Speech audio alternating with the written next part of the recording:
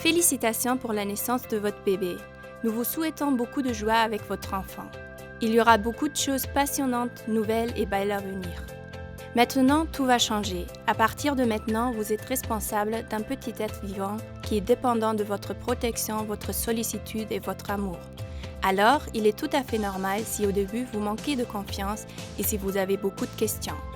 Mais bientôt, vous allez vous rendre compte que vous allez gagner en maturité face à vos responsabilités et que vous et votre bébé allez former une équipe. Néanmoins, avec cette vidéo, nous voulons vous fournir une aide pour les premiers jours du retour au domicile. Le but de la vidéo est de répondre aux questions fréquemment posées et de vous préparer de façon optimale à ce retour à domicile. Vous allez trouver des informations supplémentaires dans la brochure Baby Compass qui va vous être remise à l'examen préventif UTSFAI. Mais vous pouvez également poser vos questions au personnel soignant ou aux sages-femmes à tout moment. En plus, votre enfant va être examiné par un pédiatre de l'hôpital pour enfants lors de l'UTSFAI, un examen préventif où vous avez encore une fois le temps de poser des questions.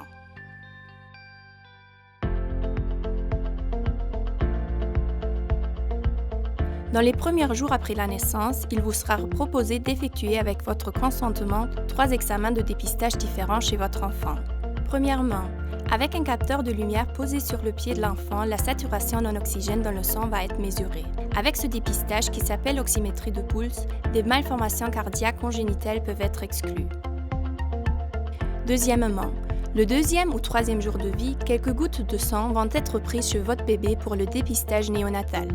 Le but du dépistage est la détection précoce des maladies métaboliques qui peuvent être traitées et de la maladie pulmonaire fibrose kystique. Troisièmement, avant votre sortie de l'hôpital, un test auditif sera effectué afin de permettre un développement normal. Ces 3 examens font partie des examens de dépistage et sont pris en charge par l'assurance maladie. Nous recommandons vivement d'effectuer ces examens. Ainsi, des problèmes ou des maladies peuvent être détectés et traités le plus tôt possible avant qu'elles deviennent permanentes ou irréversibles. Si vous rentrez à la maison plus tôt, votre sage-femme ou votre pédiatre est compétente en la matière.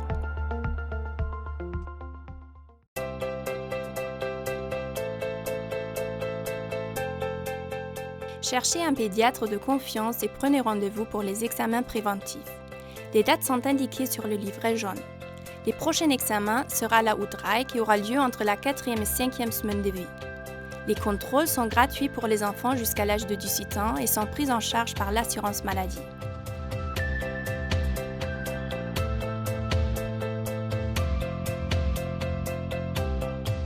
Le but des examens préventifs est le dépistage des maladies ou d'un retard de développement le plus tôt possible pour éviter ou réduire les conséquences possibles pour l'enfant et la famille.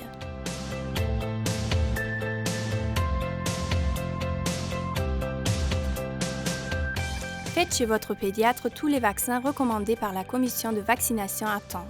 Si vous avez des questions, n'hésitez pas de le contacter en toute confiance. En cas de questions ou d'incertitude, il sera heureux de vous renseigner. Parfois, tout ne marche pas comme prévu, ou il y a des circonstances familiales particulières.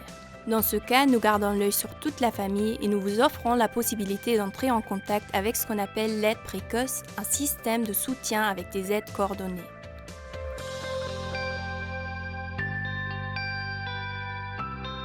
L'allaitement maternel est le meilleur pour votre enfant car c'est le régime naturel et idéal pour les bébés en bonne santé. Une perte de poids de 5 à 10% du poids de naissance dans les jours après la naissance est normale et liée à l'adaptation à la vie en dehors de l'utérus. Après 10 à 14 jours, votre enfant devrait avoir gagné son poids de naissance.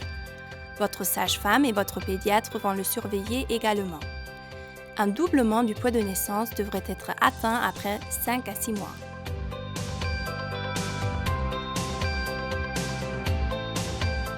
Comme il n'est pas facile de se rendre compte combien un enfant allaité boit, vous devriez prêter attention aux signes suivants.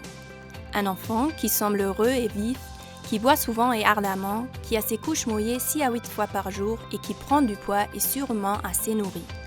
Dans les 4 premières semaines, la fréquence des selles est très individuelle. Souvent, l'allaitement maternel est un peu difficile au début. Dans ce cas, n'hésitez pas à demander des conseils à votre sage-femme ou à une consultante en lactation.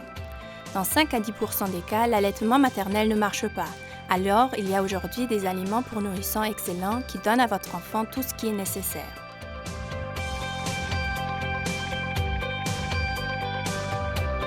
À partir du 10e jour de vie, votre enfant devrait prendre un comprimé de vitamine D. La vitamine D joue un rôle important dans la formation des os. Vous allez donner un comprimé par jour qui devrait être dissous dans de l'eau bouillie ou bien être posé dans la joue du bébé. Nous allons vous donner les premiers comprimés ou une ordonnance avant que vous partez à la maison. Après, votre pédiatre vous délivrera une autre ordonnance lors de l'examen préventif prochain ou DRAI. Avec lui, vous pouvez également discuter la supplémentation de fluor pour le renforcement de l'émail dentaire. Votre bébé reçoit des doses de vitamine K prophylactique. La vitamine K joue un rôle majeur dans la coagulation du sang. Les bébés reçoivent une dose en forme de goutte au moment de la naissance ou 1 lors de l'U2 et l'U3. Surtout si l'allaitement est exclusif, il y a un risque d'une carence de vitamine K qui peut provoquer des saignements gastro-intestinaux ou même une hémorragie cérébrale.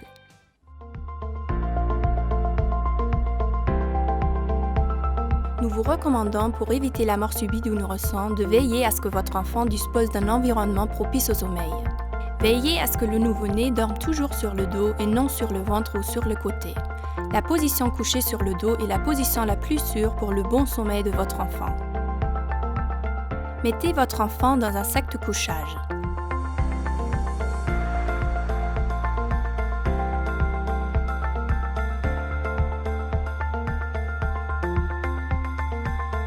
Les tours de lit, les couvertures, les peaux de mouton ou les oreillers peuvent gêner et obstruer le système respiratoire. La même chose vaut également pour les pluches dans le lit.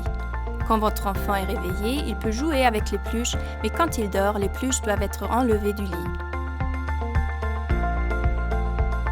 Évitez une surchauffe de température. Une température à 18 degrés et un sac de couchage sont en principe suffisants. Votre enfant ne doit pas transpirer. Vous pouvez vérifier si votre enfant est suffisamment vêtu et couvert en lui touchant délicatement le cou ou entre les omoplates. La peau doit être chaude mais ne doit pas transpirer. Laissez votre enfant dans votre chambre mais dans son propre lit, par exemple dans un lit à côté ou un berceau à dormir. Pour lui prodiguer des caresses ou lui donner le sein, vous pouvez bien sûr le prendre dans votre lit. Pour dormir, il doit de toute façon retourner dans son propre lit pour éviter qu'il ait trop chaud et réduire les risques de l'étouffer avec des oreillers ou des couvertures. Veillez à ce que votre enfant ne soit pas exposé à la fumée de cigarettes. Exigez de vos membres de famille aux alentours de votre bébé de ne pas fumer. Évitez, si possible, une longue présence dans des pièces où se trouvent des fumeurs. Il ne faut pas sous-estimer le risque d'étranglement par des colliers ou des chaînes de tétine trop longues. Lorsque votre enfant est éveillé, il peut rester sur le ventre pour encourager son développement moteur. Vous devez observer et veiller qu'il ne s'endort pas ensuite dans cette position.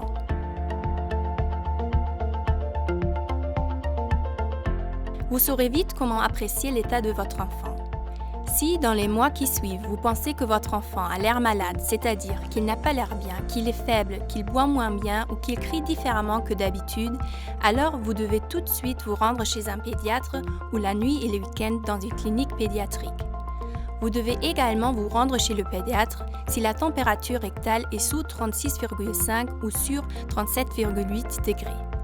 Dans les exemples précités, il peut s'agir d'une infection qui doit être traitée urgemment.